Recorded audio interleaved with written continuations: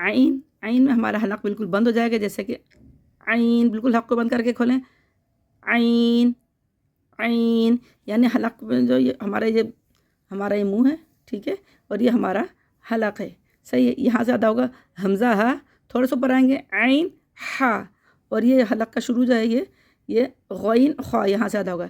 ये आइन हा में हम अगर थोड़ा सा दबाएंगे तो हमारा हलक अदायगी सही हो जाएगी, आइन, आइन, इस तरीके से थोड़ा सा हम प्रेस करेंगे तो यहाँ से आइन की अदायगी हो जाएगी। और अगर नहीं हो रहा तो आप हलक को पहले बिल्कुल बंद करें, यानी हम कोई चीज़ निगलते हैं तो हमारा हलक बिल्कुल बंद हो जाता है, पहले हलक को बंद करें। इसका आसान तरीका यही होता है निकालने का कि आइन समझ लें, आइन हलक में फंसा हुआ है तो उसे हमें निकालना है। कोई चीज़ हमारे हलक में फंस जाती है, हम कैसे निकालते हैं, तो इसी तरीके से आइन, आइन, इस तरीके से निकाल लें, ठीक है।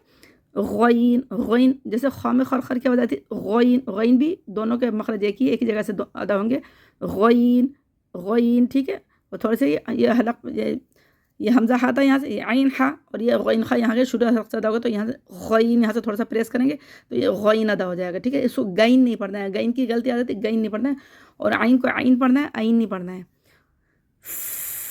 फा में हम्स होगा, यानी कि हमारे दांत जो हैं, इसके हमारे दांत ऐसे फा में हम्स क्या हो जाएगी, फा।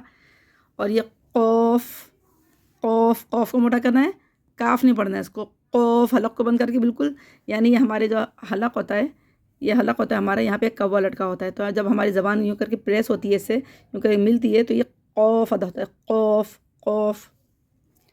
काफ, यहाँ से थोड़ा सा आगे बढ़ के, थोड़ा सा आगे बढ़ेंगे तो ये काफ अदा होगा, यहाँ से थोड़ा सा, ये यहाँ से इस जगह से, ठीक है। यहाँ से कौफ अदा होता है, यहाँ से काफ अदा होगा, काफ, कौफ, काफ, इस तरीके से, कौफ, काफ।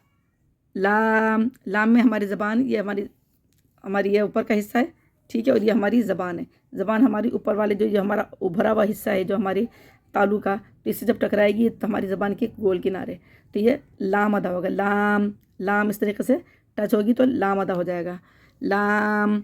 मीम, मीम में हमारे जो होंठ हैं, ये होंठ, मीम, ये बाहर का जो हिस्सा है इससे अदा होगा, मीम, मीम, इस तरीके से।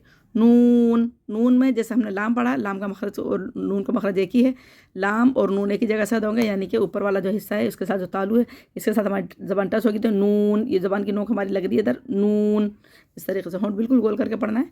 वाव, वाव, या वाव, जैसे हम वाव बोलते हैं इंग्लिश में, तो ये इसी तरीके से अदा हो जाएगा, वाव, वाव। हा नहीं पढ़ना है, हा पढ़ना है, हा सीने से। ये जो हमने पढ़ा था ये हा था, दोनों में फ़र्क है, हा हवाओं का शोर था और इसमें ठंडी आह की मुशाबे आवाज़ है, हा। हमज़ा, हमज़ा ना नॉर्मली लड़कों का नाम भी होता है, तो ये हमज़ा इस तरीके से आप आसानी से बोल सकते हैं, हमज़ा, इसको हमज़ा नहीं पढ़ना है, हमज़ा, सीने से निकाल के उसके आखिर में भी हा आ रहा है, हमज़ा। या अलिफ ज़बर या, ठीक है, इसको एक अलिफ बराबर खींच के भी पढ़ना है, और या, और इसको होंठ को फैला के पढ़ेंगे, और ये है, ये या नहीं है, ये, ठीक है, या, ये एक इसकी मिसाल कुरान में एक जगह आई है, मजरेहा, उसके अंदर ये लफ्ज़ इस्तेमाल हुआ है, तो या, ये वाली छोटी या इस्तेमाल हुई है हर जगह कुरान में।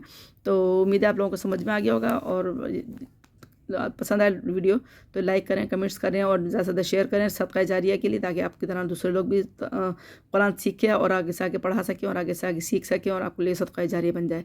दुआओं की दरख्वास्त है। अस्सलामु अलैकुम व रहमतुल्लाहि व बरकातुहू।